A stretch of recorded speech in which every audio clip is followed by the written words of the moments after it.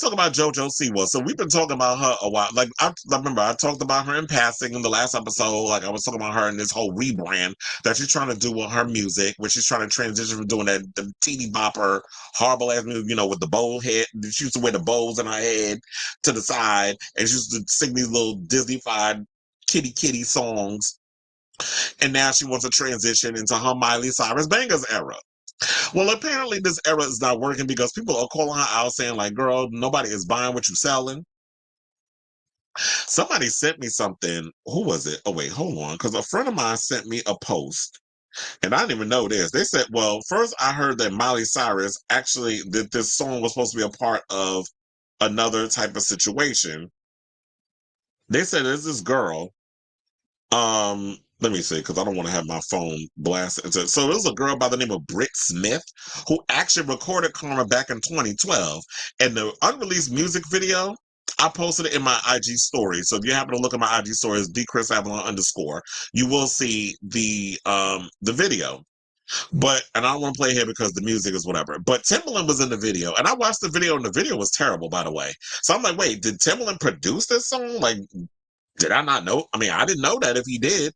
And don't get me wrong, the Britt Smith version that I heard, I'm like, this is actually a bop. Like it sounds way better than whatever it was that JoJo Siwa called herself doing. So when I heard the song from this girl by the name of Britt Smith, who I've just heard about when I got the video sent to me in my, on my IG, and one of my friends sent it to me. This is actually a cute song, but I guess because they probably like this video is terrible, the song is not going nowhere, they shelved it. So the song is old. It's over a decade old, and then you're trying to push this song out here like you want people to listen to it. But that ain't the only thing. So she was out promoting the song, whatever, and then she was talking about she wanted to create this new genre of music called gay pop. So with that being said, they lit her ass up on social media for saying that. And child, I was one of them because I was like, wait a minute. Now, gay pop stars and gay pop, that genre, has existed long before JoJo Siwa was even a thought between her mama's loins. So she said, I said back in the day when I first sung with Columbia, I said I want to start a new genre of music. And they said, what do you mean? And she said, well, it's called gay pop. And they were like, what's that? And I was like, it's like K-pop, right? But it's gay pop.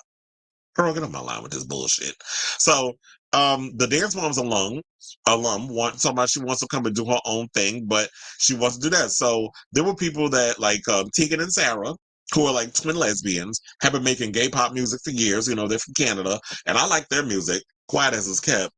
Taylor Swift, I believe, took a lot of inspiration in the way she does her music from Tegan and Sarah. Listen to their music, and it sounds very similar. And but anyway, I think Taylor Swift was even trying to get a little Robin up in her music too. But gay pop artists have been around for decades, and even if you want to talk about pop music that is explicitly lyrically gay, is otherwise comparable to either mainstream pop of its era or exists only in recent years, there are plenty of people who have blazed that trail. And Tegan and Sarah responded by posting an eye roll or like a side eye or whatever when she spoke to Billboard. And she wasn't the only one that was out there. Another person put Masquerade said this is a real pop, gay pop JoJo Siwa, and they show RuPaul. Another person put JoJo Siwa being the first name straight people think of when they think of lesbian pop music actually makes me shudder like it's frightening enough to make a gay person like me homophobic. Another person put, I'm so glad I can finally make gay pop music now that JoJo Siwa has invented it. Thanks, Queen. Another person put, are you ready for your gay pop lessons? Lady Gaga gulped. Kylie Minogue shuddered. Madonna nodded. RuPaul began to cry. Charlie XCX blinked nervously. Yes, JoJo Siwa, they said in unison. So I just love how y'all just making fun of her. And they said, I can't believe JoJo said she's creating a new genre of music called gay pop. Girl is narcissistic, I fear. Even Siwa herself seemed somewhat confused on the topic as she went on to cite Applause and Judas by Lady Gaga, On My Own and Can't Be Tamed by Miley Cyrus, as well as her own song Karma as examples of gay pop, while using California Girls by Katy Perry as an example of something that isn't gay pop. You could have used I Kissed a Girl. as another reference, if you really was out there to talk about it. But this is going to show you got these young kids out here who don't know nothing about nothing, trying to sound smart, and now you just came across sounding like a dummy, and people are going to point that out. And I feel like she tried to walk it back. Same thing with the whole thing of this music video for Karma. She tried to come up and like, oh yeah, this was deliberate with the crazy full out dance or something that she was doing on TikTok. And then when people called, I was like, no, it's the same frantic dancing that you was doing in the TikTok video in your music video.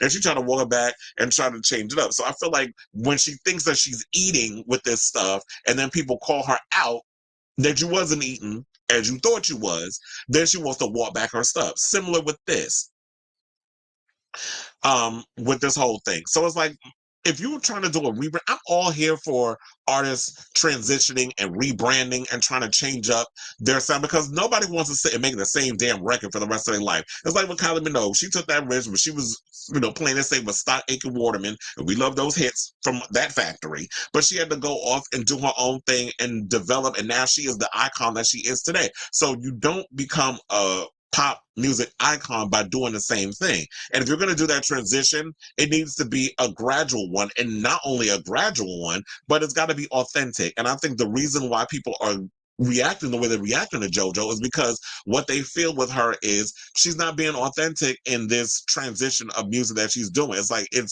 feels forced. You're coming across as a tryhard, and people are literally looking at you like you're a clown. That's why I had to laugh when TMZ stopped her on the street. But they always call and let them know where they're gonna be at so they can get those exclusives. TMZ, we've been on the yo ass for years with that. And then, why is there so much JoJo hate? Girl, ain't nobody hating on her. She's getting hate because she's being called out being a goddamn phony. That's why people are calling her out. It's not just like, oh, she's such a victim that they're just picking on her. I get off my line with that. But she also did speak out after she got dragged on social media. She said she didn't mean to snub the LGBTQ plus legends who came before her. She said her mission was to simply raise awareness regarding the genre of music, since many people are still unfamiliar with it. Who are these people? Because, like, I'm going to tell you in a minute who are the people that I know. However, she did acknowledge that she underestimated the public's familiarity with queer icons like Elton John, Freddie Mercury, and Madonna.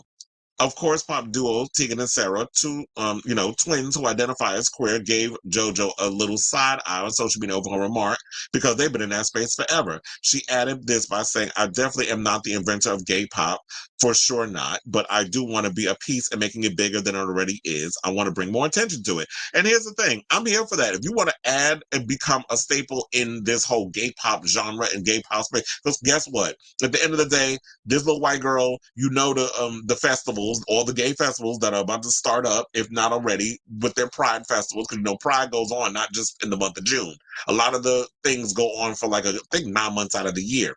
JoJo Siwa is definitely going to be booked at a lot of these places. So if you're going to want to be a part of this situation, you need to pay respect to the people that came before you and have paved this way for you to be able to freely express yourself in this space of queer pop music.